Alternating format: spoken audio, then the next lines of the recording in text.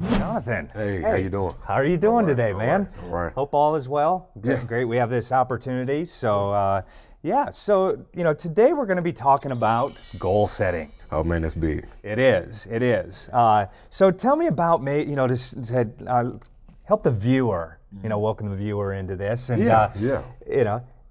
tell us about a time that you set a goal for yourself that you really had to push yourself. Maybe back when you were in high school or competing as a bowler in college. Yeah, bowling is very, very big for me. Not big for anybody else, but very big for me. I remember in high school, my sophomore year, I definitely wanted to do something, whether it would be that year or just within my 4 years of high school. Wanted to do something that I was going to be remembered by.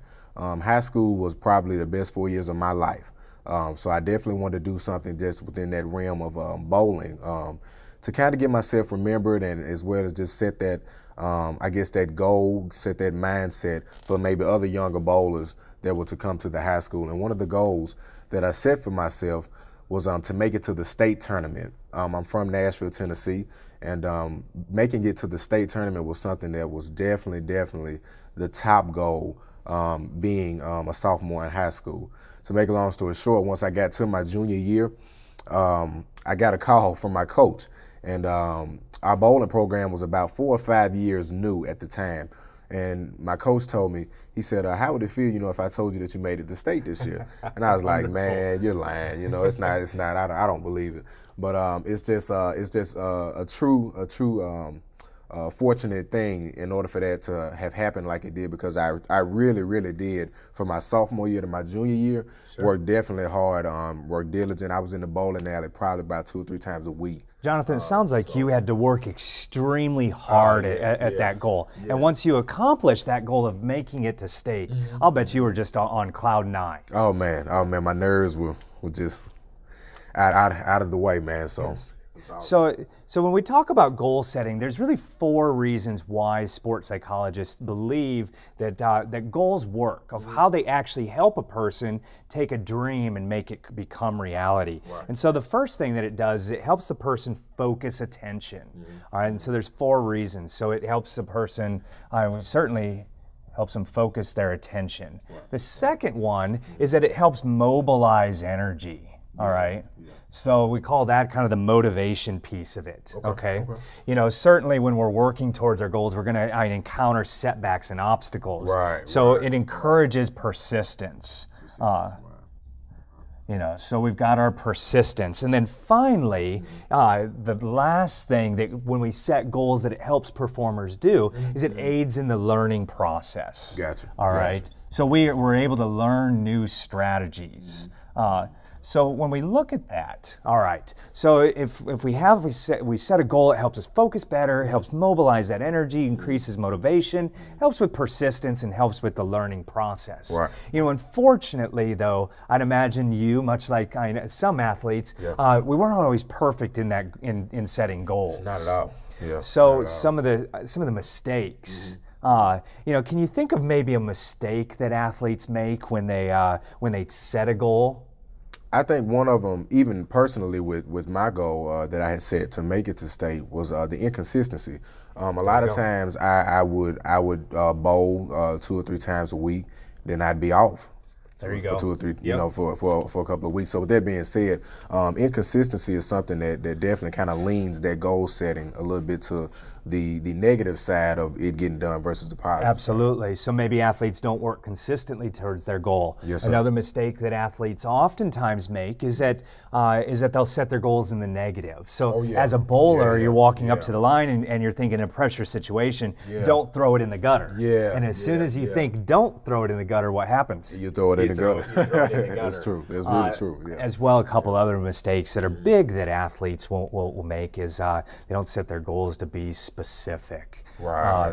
They'll set overly general goals, or what they'll do is, oftentimes they don't follow up. We don't have a way to kind of continuously evaluate those goals.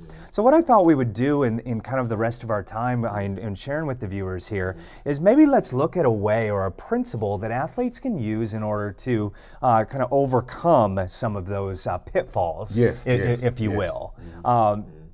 So let's take a look here, and we're going to share a principle. Okay. So how about I hand you the marker here, and it's called the S.M.A.R.T principle.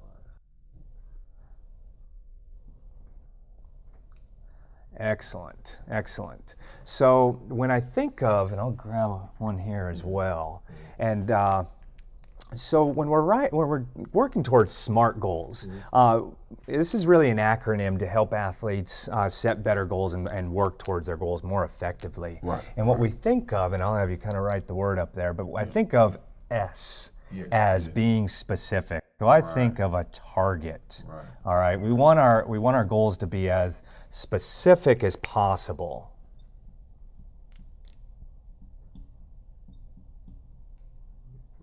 There you go. There you go. Get one that.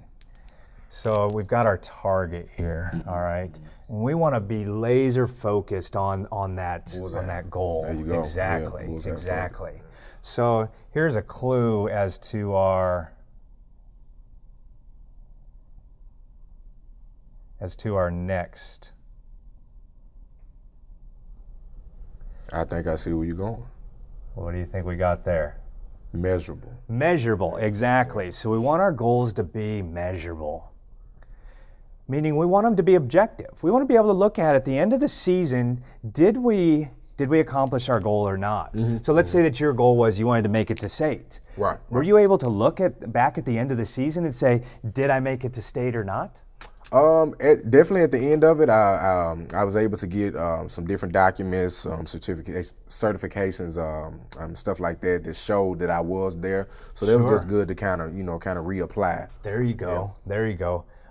When we talk about the A, all right, sometimes we get a lot of athletes that will set their goal in the negative, like don't throw it in the gutter. Sounds like it's not attainable. There you go. So we want it, and there's a couple of things that it could be. So it can be, we want them to be attainable, and we want them to be action-oriented. So we want them to be written and specified in the positive. So go ahead, it can be attainable, or we can oftentimes say it's action-oriented.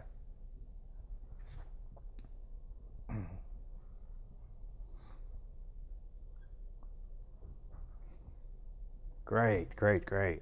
All right. So when we then move on and we want our goals to be, the next one that we say, we want them to be realistic. Oh yeah. Now, realistic, so for you over here, I mean, you had to dream this image of going to state. Yes. So you had to dream it in your mind and make it realistic in your mind before it was ever realistic in person. Right. But here's the thing, if we set our goals too high. Like if your goal would have been that, going from your sophomore to your junior, you wanted to be a national champion. Right. Was that realistic for you? Oh, not at all. Not to discredit your bowling abilities. Okay. All right. So we want them to be, realistic, and we want it to just be far enough out of your reach. Right. Exactly. All right. That you got to stretch yourself. But I think it's important to dream that, but we want to keep them realistic as well. Yes, sir. Excellent. All right. And then here is your final clue for our last one.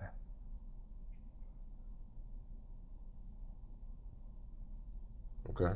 What do you think the T is going to stand for? Goal setting definitely depicts timing. Fantastic. So we want them to be timely or time-oriented. All right. And that means that we want to have a schedule attached. So you wanted to be from your sophomore to your junior year, you knew by the end of that junior year that you wanted to be a state qualifier. Yes, sir. You didn't just say that you wanted your goal to be a state qualifier, because there was no time orient to it. It could have been your sophomore year, your junior year, your senior year, but you had set that goal by the end of your third year of high school. That's when you wanted to be a state qualifier. So it was timely or time oriented. So in essence, what we have here and what we've covered today is we covered some of the reasons why the goal setting process works. It helps us focus on our attention better. It helps mobilize our physical energy. Helps increase persistence through some of those obstacles and setbacks, and then it helps us learn new strategies. The second thing that we covered were maybe some of those pitfalls. You know, some of the things that athletes might not do consistently or not do at all in the goal setting process. And then you very beautifully walked us through the S.M.A.R.T principle. So what I think we'll do there is kind of push the pause button. And maybe in our next video, what we'll do is teach some of those viewers out there maybe how to set smarter goals more effectively with maybe some additional examples. How's that sound? Sounds good. All right, my friend. Thank you. Very good job. All right. Good work. All right.